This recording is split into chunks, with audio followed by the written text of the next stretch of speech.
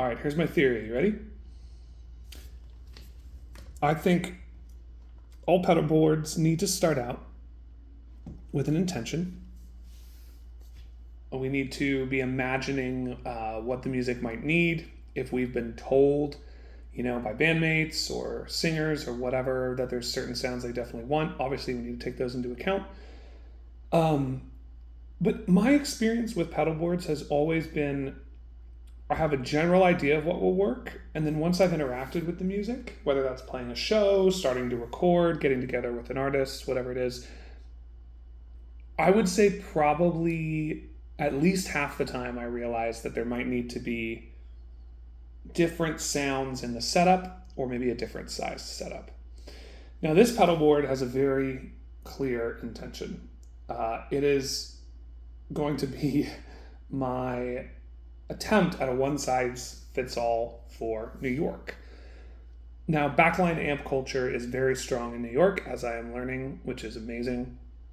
But what that means is I'm focusing a little bit more on kind of what will shape sound and feel for me, and a little bit less on effects. The show I played at Cassette last week, I was actually just going to bring my clone and my vintage Memory Man, but the artist wanted us to be able to do this reverse loop thing, so I ended up bringing, a couple more pedals. But this is my attempt at something that will hopefully solve the needs of like 90% of the music I'll be involved in. So we have a volume pedal. Good for swells, good for controlling volume. I'll be honest, my favorite thing about a volume pedal is just that I can mute my signal. This is a new guy. This is the 29 pedals Una, something that I will readily admit I was very skeptical about. I had very strong opinions about it, even though I knew nothing about it, which is usually a sign of an intelligent person. But I found one for a great deal, and I figured, if I don't like it, I'll definitely be able to, make up for the money I spent on it. But if I do like it, why not take a chance? This is a line driver. It's basically making sure that the signal from your pickups is able to get all the way to the amp without it being tonally impeded by anything else, which is actually, I have found very useful. I'll explain a little bit more about that, but it's very useful for me in particular. I'm not sure how useful this will be for other people, but I'm basically using this as something to change the sound of my pickup that I'm on, the guitar that I'm on, in a subtle way that affects feel a little bit more than sound, but I'm enjoying it. The J is a bigger version, essentially, of the Origin Effects Deluxe 55. I believe I spoke about this in another video, but what I'm really enjoying about this is the channel switching capabilities. It actually does volume boost the master output when I go from the normal to the right channel. So this is a great pedal because, when it's off, I've got my clean sound. When it's on, I've got my sort of tube at the verge of breakup. And then when it's channel switched, I've got a solo. So there's 3 different sounds already just between not having the pedal on and having the pedal on. This here is the Diamond Memory Lane. This has a few different modes, a tap tempo, a bunch of other stuff. But what's important about this is I have completely gone down the Memory Man rabbit hole. I sold a Supro amp, I think maybe 2 years ago now, for my vintage Memory Man. Actually, let me go get it. It's nice to have examples, right?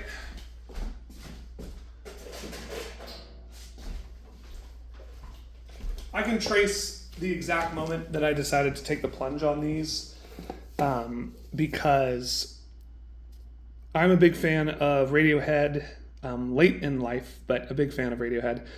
And my guy in Radiohead, they're all amazing, but my guy is Ed O'Brien. He's responsible for so many of the cool little production techniques, the cool little sounds, creative use of the guitar. And there's this interview with him where he talks about the Memory Man at length. And I've been watching this interview a couple times a year since it dropped. And one night I was watching it and they were talking about the Memory Man. And I've always felt fine about my Memory Man because I have, it's actually a Echoplex clone, but the Bellypox Deluxe by Catlin Bread its second and third mode is the closest thing I think I've ever heard to a real Memory Man. So I've always been happy with that. But that pedal's a little big. Oftentimes I don't put it on my board because I need a little bit more space. It's something I relegate more towards recording. Fast forward, I ended up getting this deluxe Memory Man. And my goal here is still for super minimalistic gigs to pretty much only bring this and a volume pedal. Maybe I'll bring something that allows me to kind of distort if need be. But the nice thing about this level control is it affects the amount of volume going into the amp. So I can always kind of boost myself here. And this thing is great, but there will be times where I might need a little bit more than that. And in that case, I still want to have the Memory Man sound. I've played these memory lanes whenever I've had the chance on, boards, or not on boards, at shops that have them, and they've always really impressed me, and they're really small, and there's also tap tempo, so if I need to go into slap mode, I can put it right here. Isn't that lovely? And then if I need to go right back, it's a really quick, 1 tap, 2 tap. So that will give me slap back and longer delays. And then we got this Flint here, which is my forever pedal. So let me just give you kind of some of the sounds here. Playing with 335. So why don't we just kind of start out with the sound of the delay pedal. I had a pick somewhere. It's probably in my pocket. It's not. I've been pickpocketed. All right, here we go. So right now we just got the diamond on.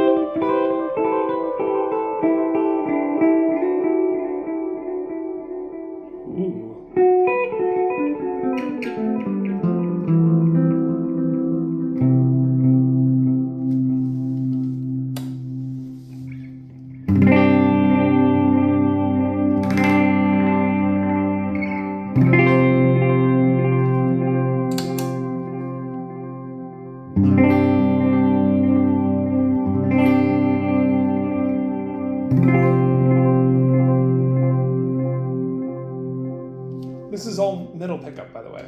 This just kind of adds a clarity into that.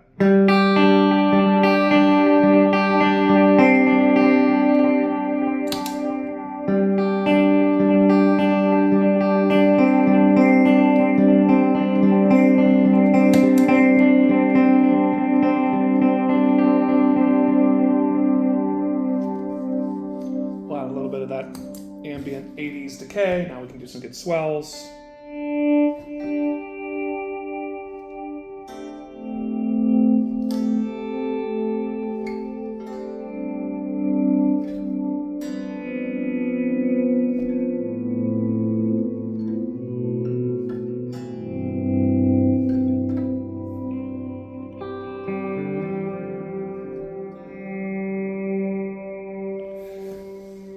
So as you can hear, some great modulation in here. If we want to go more towards slap territory,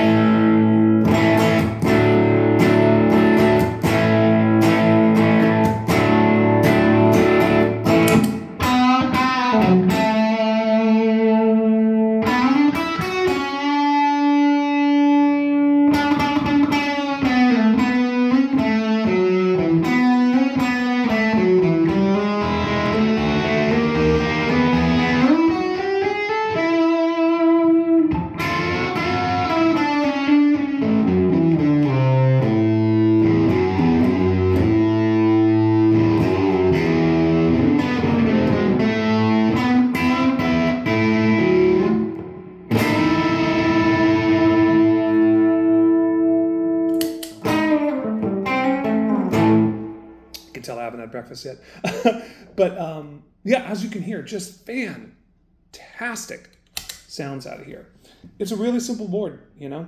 We got these 3 pedals, which essentially all have dual functions between reverb and trem, slapback and longer delay, bassline kind of distorted tone and a lead tone, and then the EQ there. But I love how small it is and how good it sounds. And in 99 cases, 99% of cases, really all I need is a Flint, whatever the distortion of the day is, whether it's a fuzz or light distortion, heavy distortion, whatever it is, and then a delay. There's always a 4th spot that's filled by something, sometimes a specialty effect, a looper, whatever, but this feels really, really great, and it sounds really great. Now, the thing I was going to talk about here with the 29 pedals that I feel like is useful for me, I have a few big problems with electric guitar. For a long time, one of them has been volume, just usually not being loud enough, kind of feeling like I can't find that spot where it's comfortable for me to play, but people can also hear me. And I realized what that was is because I had a really heavy picking hand, and I had no sense of dynamics on that. What happened was I discovered these Jazz 3s, and I used these for a long time when I was kind of teaching myself how to play guitar again after some injuries. And they really helped correct my overcompensating in my elbow and in my shoulder, because they were so small and a lot of my movement started to come from my wrist. I was listening to gypsy jazz every week and watching some bluegrass guys. I started paying more attention to my wrist. That led to hybrid picking, and that led to a Jim Campolongo interview where he mentioned that he puts his amp really, really loud and then just plays softly. Now, it took a couple of gigs and weeks to get used to this, but that's now, if I can get away with it, the way I like to do it. I set the amp very loud, I play very softly, for the obvious reason that if I'm exerting less energy, I have more stamina. And the fact that if I do want it to get a lot louder, I have a ton of room to be able to do that. Now, part of what comes at volume is a different sound to your guitar, because your amp is interacting. There's at different volumes, your amp is sort of going to let different frequencies through. I've found at least tube amps that I mainly use, and I am incredibly sensitive to treble, I have discovered, and I've found a few ways to mitigate that. My main pick for a long time has been this one that my buddy Pete showed me. It's kind of faded, but I think it's a D'Andrea 1.5 millimeter. Basically, this thing sounds like you're playing with your thumb in a really good way. So I've been using that pick for a while. Now I'm using these picks by Rombo. As a matter of fact, the one that I'm sitting on it, of course. This is the Rombo pick that I'm using. So I stopped using the Jazz 3s for the most part because they started to actually hurt my hand where they used to help it. These have a much better support for the wrist and a little bit less of a treble attack to them. So I've been using these hybrid picking, but I've found that my sensitivity to treble makes it really hard for me to play sometimes. And I'll go to my bridge pickup because I can hear myself better, and because the bridge pickup boosts the sounds I like in distortion pedals. But it becomes a little bit too much for my ear, and I find myself ducking below in the mix again and kind of trying to compensate with tone knobs and all that stuff. Unexpectedly, what I've found with this pedal is if my pickup's too bright, I can just boost the low end thing in here, and it, for me, for my ears, it gets rid of the thing that I hate. Or, if I'm on a neck pickup that's feeling like it's a little bit too muddy, I can boost the harmonics, or I can boost the brightness, or I can boost both. I found boosting both of these, by the way, on a bridge pickup makes distortion pedals sound incredible. But this is something that the audience is not going to hear, that I doubt anyone else is going to hear. But sort of like what distortion pedal you use, it affects your feel and your interaction with the instrument. I suspect that most distortion pedals effectively have the same sound, not literally, but just when you're on stage and you're playing with a band, with few exceptions, because obviously there are circuits that clip in different ways. But distortion pedals, for the most part, are just going to be a similar type of sound. But it's the feel of distortion pedals, the way that the sag changes your left and right hand interaction, that is most important to me. It's a really big thing, and it's why I'm not like a stickler for tubes necessarily because of the sound. I have a solid state amp my buddy's had in Oregon for a long time that is incredible, and that I will buy back from him at some point. But for me, it's a lot more about the feel. And of course, there will be cases where it's also just kind of necessary because of how I like to use volume or sustain or distortion or whatever. But the big thing for me is the feel. And I find that, these pedals can accentuate that feel and give you that feel at lower volumes. And in the case where you have to use something, that isn't a tube amp, it's able to emulate it pretty well. So this is the board. Like I said, started out with this intention. I wouldn't be surprised if, there are times where I have to change what's in this pedal here. There's also an effects loop in the 29 pedals Una, so there's possibility there of me putting something there, but this is the basic idea. So yeah, let me know if you have any questions. This is the smaller version of another board that I have. That's a Flint and a Deco with two of these little favorite switches underneath them. Then there's a Leal volume pedal mini. And then there's an Origin Effects Deluxe 55, which, like I said, is a less live-friendly version of this. And then there is a Benson Stonk Box Fuzz. And often the Stonk Box Fuzz will get moved around. The benefits of that one, obviously, there's a volume pedal on it. But it's maxed out in terms of power ports. With this, I still have one power that I can snake out somewhere and give to something. But I really appreciate a board that is easy to travel with, quick to set up, and if something's wrong, it doesn't take too many unplugs to get it together. This is delivering that. So hopefully I'll be using this a ton here in the city. Take care.